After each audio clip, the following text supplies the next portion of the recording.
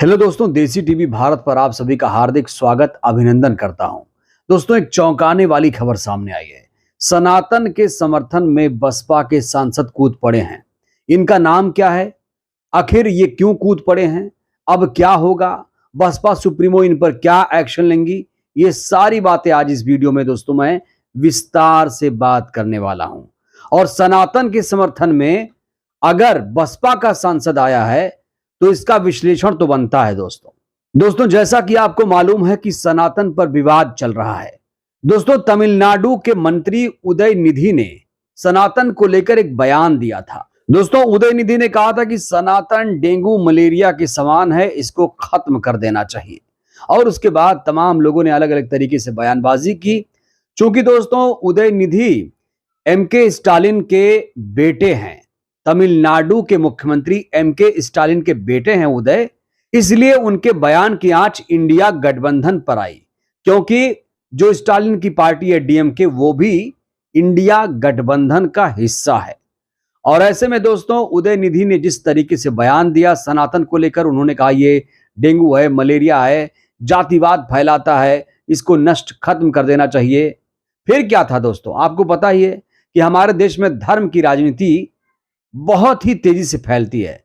जैसे जंगल में आग फैलती है, वैसे ही अगर कोई धर्म पर बयान दे दे तो उसका सर तन से जुदा के नारे लगने लगते हैं।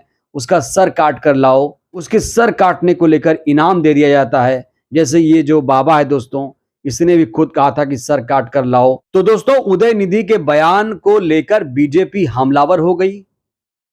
बीजेपी ने कहा कि ये इंडिया गठबंधन की सोची समझी साजिश है। इंडिया गठबंधन के तमाम जो नेता हैं, राहुल गांधी, सोनिया गांधी, उन्होंने इस बयान को शह दिया, इस बयान का समर्थन किया। और इसीलिए उदयनिधि जैसे लोग सनातन धर्म को बदनाम कर रहे हैं। दोस्तों, खुद प्रधानमंत्री उतर आए। उन्होंने सनातन को लेकर कहा कि सनातन को मिटाने वाले खुद मिट जाएंगे। दोस्तों, मैं बार बार कहता हूं कि अगर धर्म की राजनीति हमारे देश में चलेगी तो ये देश विश्व गुरु कभी नहीं बन पाएगा। जरूरी है कि देश से धर्म की राजनीति खत्म हो, जाति पर राजनीति खत्म हो, तभी सही मायने में देश का विकास हो पाएगा। लेकिन दोस्तों फिलहाल के हालात को देखकर ऐसा लग नहीं रहा है कि धर्म की राजनीति पर रोटी सेकना लोग बंद करेंगे, ऐसा लग नहीं रहा है। अब इंडिया गठबंधन ने बीजेपी को एक बड़ा मौका दे दिया। हालांकि दोस्तों इंडिया अलायंस में सनातन पर कोई भी एक मत नहीं है। अब राम गोपाल यादव जो हैं, जो समाजवादी पार्टी के नेता हैं, वो ये कह रहे हैं कि सनातन पर बोलने वाले मूर्ख हैं। मैं राम को, कृष्ण को, शिव को मानता हूं। दोस्तों, भले ही राम गोपाल यादव कह रहे हो कि वो राम भक्त हैं, लेकिन दोस्तों आपको याद होगा अखिलेश यादव अक्सर खुद को शूद्र कहते हैं, क्योंकि ओबीसी जाति से आते हैं और वो खुद को शूद्र मानते हैं। दोस्तों, सनातन विवाद पर अब कहीं ना कहीं इंडिया गठबंधन रक्षात्मक तरीके से खेल रहा है। उसे लगने लगा है कि धर्म की राजनीति पर जाएंगे तो वोटों का ध्रुवीकरण तेजी से होगा, जिसका फायदा बीजेपी को मिलेगा। इतना ही नहीं दोस्तों, उधर स्वामी प्रसाद मौर्य ने भी सनातन पर यू टर्न ले लिया। दोस्तों, स्वामी प्रसाद मौर्य ने कहा कि सनातन सत्य है, शाश्वत है, व्यवहारिक है, सनातन ही जीवन है। दोस्तों, सनातन को लेकर बाबा रामदेव ने बयान दिया और कहा कि जो सनातन को गाली दे रहे हैं उनका 2024 में होने वाला है मोक्ष। काशी में बाबा रामदेव ने यह बयान दिया है। लेकिन दोस्तों इंडिया गठबंधन की राजनीति, बीजेपी एनडीए की राजनीति एक तरफ, लेकिन बसपा का सांसद अगर इसके समर्थन में कूदा है तो इसके क्या मायने निकाले जाएं। दोस्तों, बसपा के सांसद, बिजनौर से बसपा के सांसद मलूक नागर सनातन के समर्थन में कूद पड़े हैं। तो दोस्तों मलूक नागर ने ऐसा क्या कहा कि बवाल खड़ा हो गया, क्योंकि बहुजन समाज में मलूक नागर के बयान को लेकर भारी नाराजगी है। तो दोस्तों आइए बिना देर किए आपको सुनाते हैं कि मलूक नागर ने आखिर कहा क्या है। और करीब करीब जो 70% के आसपास देश के लोग सनातन से डायरेक्ट या इनडायरेक्ट जुड़े हुए हैं, अगर उनके खिलाफ बोलेंगे तो किस चीज का तो गठबंधन और किस चीज का महागठबंधन। तो दोस्तों आपने ध्यान से सुना, मलूक नागर क्या कहते हैं। वो कह रहे हैं कि 70% लोग सनातन से जुड़े हुए हैं। वो कह रहे हैं कि 70% लोग सनातन से जुड़े हुए हैं, यानी वो खुद तो सपोर्ट में गए ही गए, साथ ही साथ भारत की 70% आबादी को कहा कि वो भी सनातन से जुड़े हुए हैं। दोस्तों, शायद वो बसपा की विचारधारा को भूल गए, शायद वो कांशीराम साहब को भूल गए। कांशीराम साहब तो नारा देते थे कि जिसकी जितनी संख्या भारी उसकी उतनी हिस्सेदारी। मान्यवर कांशीराम जी अक्सर बहुजन की बात करते थे, बहुजन 85% की बात करते थे। और बहुजन में आता कौन है? SC, ST, OBC minorities. इसी को मिलाकर उन्होंने एक बहुजन का कॉन्सेप्ट दिया था। अब मलूक नागर की माने तो 70% लोग अगर सनातन से जुड़े हैं तो इसका मतलब यह है कि SC के लोग भी सनातन से जुड़े हैं, ST के लोग भी सनातन से जुड़े हैं, OBC के लोग भी सनातन से जुड़े हैं।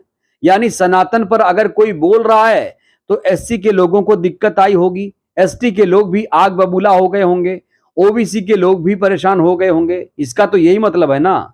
अगर मलूक नागर साहब यहां ये कह रहे हैं कि 70% लोग सनातन से जुड़े हैं तो इसका क्या मतलब है? और दोस्तों, कई सारे जो SC के नेता हैं वो खुद को हिंदू नहीं मानते हैं, वो खुद को बौद्ध मानते हैं। ऐसे तमाम एग्जाम्पल आपको मिल जाएंगे जो खुद को हिंदू नहीं कहते हैं, सनातनी नहीं कहते हैं। वो कहते हैं कि जो दलित समुदाय है, आदिवासी समाज है, वो खुद को हिंदू नहीं मानता है क्योंकि इन्हें मंदिर में घुसने की अनुमति नहीं है।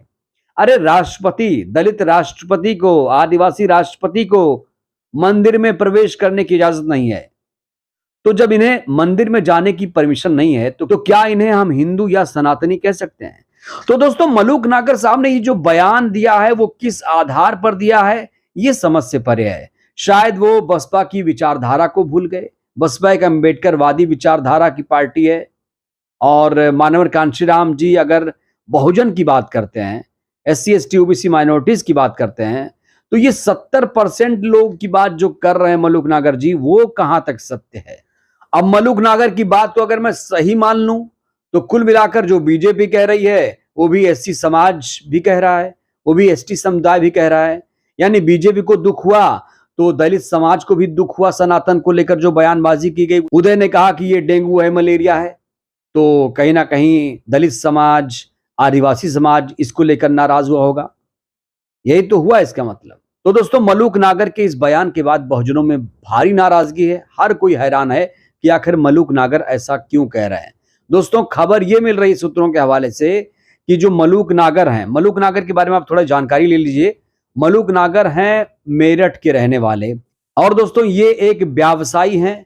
2004 में मलूक नागर साहब ने मेरठ से लोकसभा का चुनाव लड़ा। उसके बाद दोस्तों मलूक नागर ने साल 2009 में बिजनौर से लोकसभा का चुनाव लड़ा लेकिन हार गए। यानी 2004-2009 में वो चुनाव हार गए।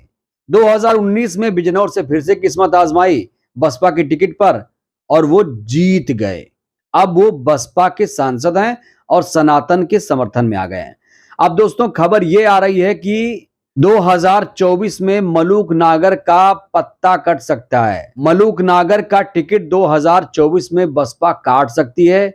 ऐसी खबरें, ऐसी जानकारियां दोस्तों मिल रही हैं। दोस्तों कहा जा रहा है कि बसपा के नेता इनकी कार्यशैली से नाराज हैं। लोग तो इनके ऊपर पार्टी विरोधी गतिविधियां, अनुशासनहीनता का भी आरोप लगा चुके हैं। तो क्या मलूक नागर ने सोच समझ कर यह बयान दिया है? क्या वो जानते हैं कि बसपा उन्हें टिकट नहीं देगी? दोस्तों वो जिस तरीके से बयानबाजी कर रहे हैं वो बीएसपी को तो सूट कर नहीं रहा है, इनका बयान तो बीजेपी को सूट कर रहा है।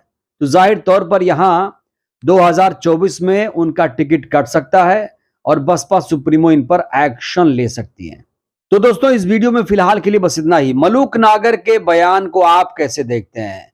उन्होंने जिस तरीके से कहा कि 70% लोग सनातन से जुड़े हैं, दोस्तों मलूक नागर के बयान को आप कैसे देखते हैं? अपनी प्रतिक्रिया दीजिएगा। वीडियो को लाइक करिए, चैनल को सब्सक्राइब करिए, सहयोग करिए, वीडियो को जन जन तक पहुंचाइए। इससे बहुजन समाज, देश की जनता जागरूक हो। जय भारत, जय संविधान।